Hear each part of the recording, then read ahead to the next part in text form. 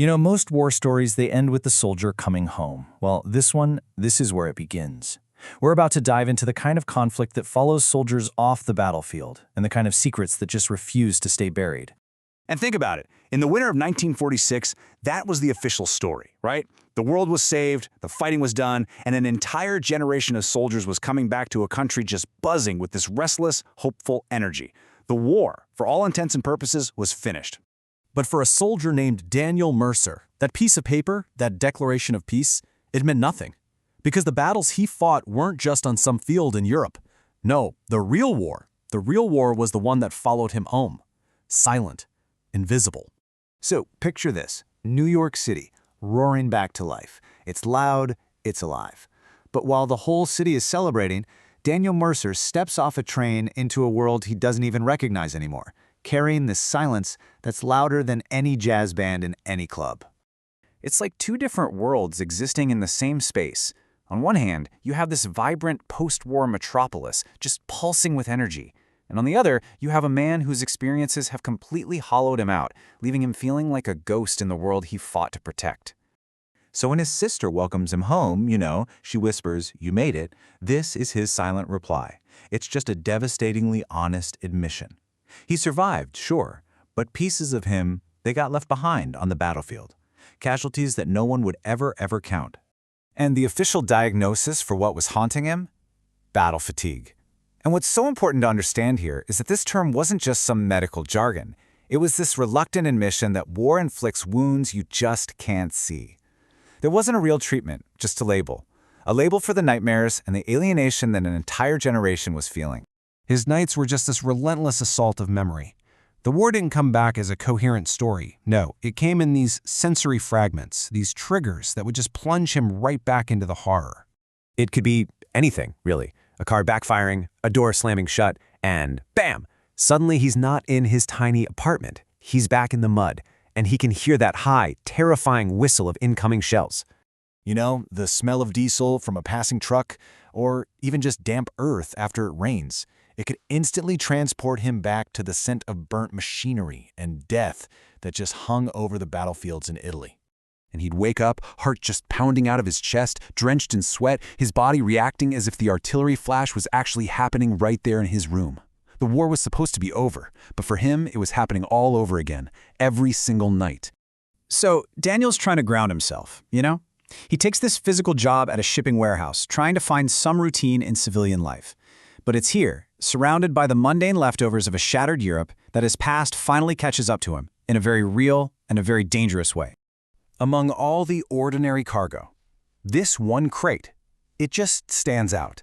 It's built different, it's marked with German script, and it has a symbol burned into the wood that he knows all too well. His soldier's instincts, the very things that kept him alive over there, are just screaming that this is wrong. This does not belong here.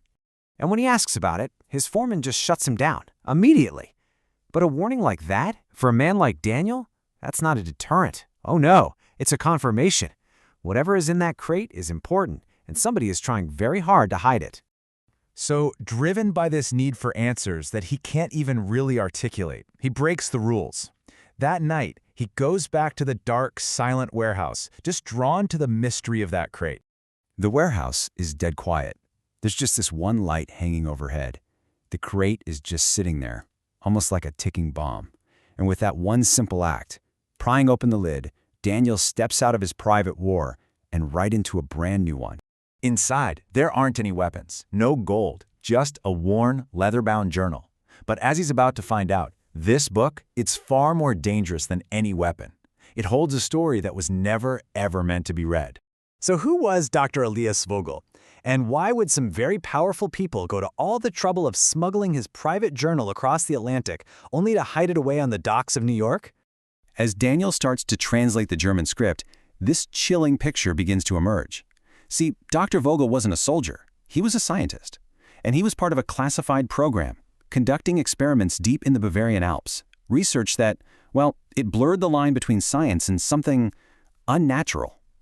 This is the first clue to a hidden history of the war, a story that was happening just beneath the surface of everything we thought we knew. Just read that again.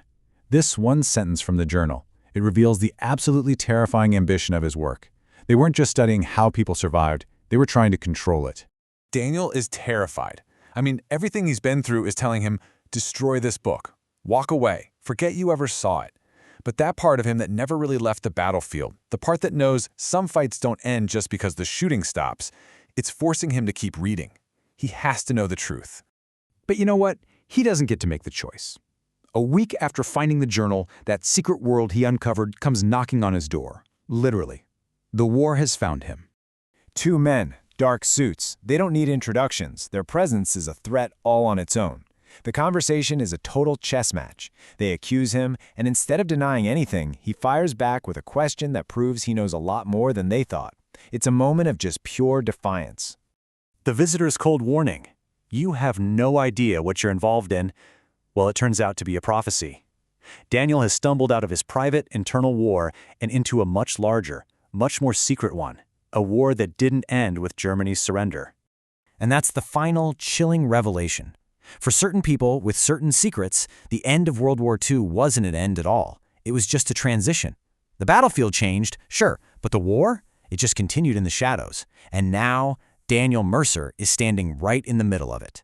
It really makes you wonder, how many wars never actually end but just go underground?